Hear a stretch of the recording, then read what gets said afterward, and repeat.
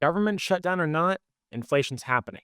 And surprisingly enough, the government reported inflation during its shutdown. So Friday, October 24th, the BLS reports the inflation metrics, CPI and Core CPI. They both came in at exactly 3%, which is odd in their history and closes the divergence between core and non-core CPI. For reference, non-core CPI excludes food and fuel, which are the two most volatile categories. You'll see why that's important in just a minute. Here's the last 12 months of CPI and core CPI, and note that the reason why food and fuel are so important is that they have been keeping the overall CPI level depressed. In fact, CPI has been coming under the core CPI for quite a while now, and this is because food and fuel have been depressing it.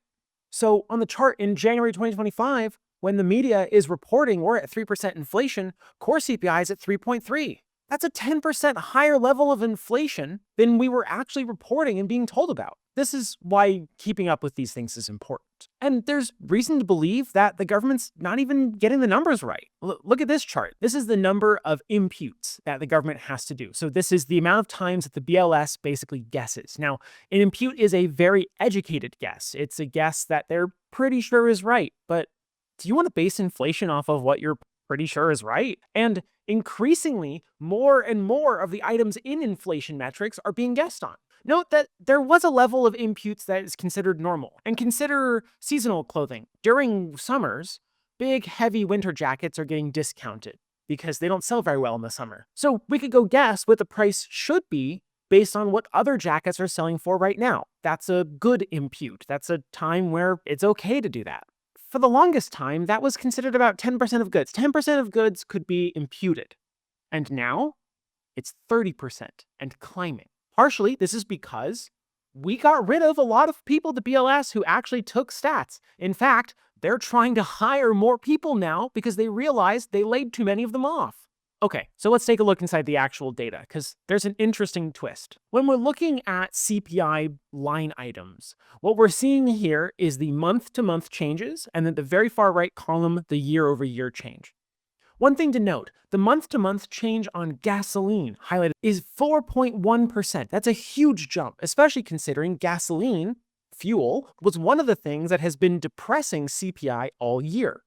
At the same time that gasoline is running, we're seeing a drop or very small movements in other fuel types. Electricity and piped gas are down, and fuel oil is flat. Why would this be? Well, I've got two theories. The first one is what you can see highlighted as well, is that gasoline still has had a year-over-year drop, even if this is a recovery. And so this may be a bit of mean reversion. Gas dropped faster than the other fuels, and so it's catching up. And all told, gas is actually still down year over year, while the other energy fuels are up. The other theory is a little bit more short-term, and that is that gasoline demand is up, while other fuel demand is flat or down. This would be a really good thing for consumers because gasoline demand is typically indicative of more business activity and more consumption. It's an increase in discretionary miles driven by consumers to go places like shopping malls and movie theaters and to go see their friends and whoever else. So discretionary miles end up being miles driven to go consume things or to enjoy things. But electricity demand at home has been diminished because people are not spending as much time at home. They're not watching TV and running their electronics at home. They are out consuming, and so therefore consuming gas.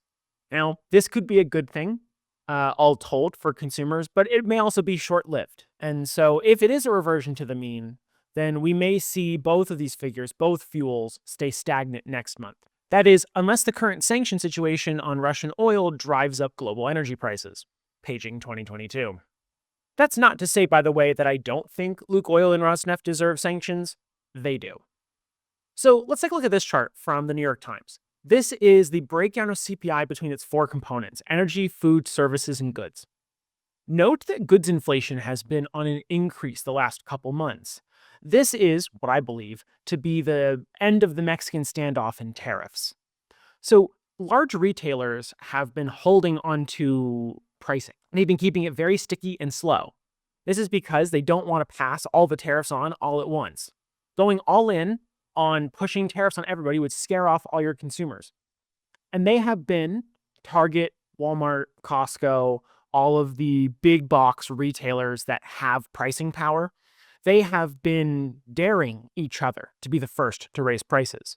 But now we're the frog in the pot, and the temperature is slowly rising. You can see that in the chart. Goods inflation has been ticking up month after month after month, despite the fact that technology usually is a deflationary pressure on goods. And so we should not be seeing an increase in goods pricing. The increase in 2022 was supply chain disruptions from China during their zero COVID policy and our own shutdown, helicopter money, all these things. But in a tight policy situation like we are now, where rates are high and we're going full steam ahead on investing in automation and AI, why is goods inflation coming back? Unless it's the tariffs and they're being passed on to us slowly but surely. My big fear here is that even if the tariffs are ruled illegal, which the courts still have the power to do, and it's currently being heard, these prices will stick. I doubt we see goods pricing go down from here meaningfully, at least not without other deflationary pressures. The retailers are going to keep all of the profit margin that they're able to obtain now. So the other big thing is that energy kicked up as a positive for inflation here too. Energy is now also increasing inflation. This is partially why we rose, but still came in cooler than expected, and so markets rallied. Why are the markets rallying because of this? Well, it's because of what it means for the Fed. See, the Fed's trying to lower interest rates, and they're trying to keep yields down because they're worried about the labor market. And see my video here. And so they're going to lower the rate by 25 bips, so that is a quarter point cut.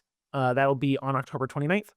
And then there will be another cut in December. This is the path that the Fed is most likely to take, and unless we have any other data that comes out to really skew this, and remember, there's not a lot of data coming out because the government shut down, they're unlikely to change their stance. They have to lower rates to keep the economy afloat. The labor market just demands it. So this strength in inflation, even though it's up, even though we're seeing it trend in the wrong way, we are seeing it come in cooler than expected, and much of the inflation is still driven by services and not goods or energy or food. Service inflation mostly has to do with a rise in wages, because the people who provide services demand more pay every year. Rising wages are a good thing, and so rising service inflation is usually considered neutral to good in most cases. This inflation report was, on the whole, pretty decent, and really good for the Fed's trajectory. It's going to allow them to make the cuts they want to make.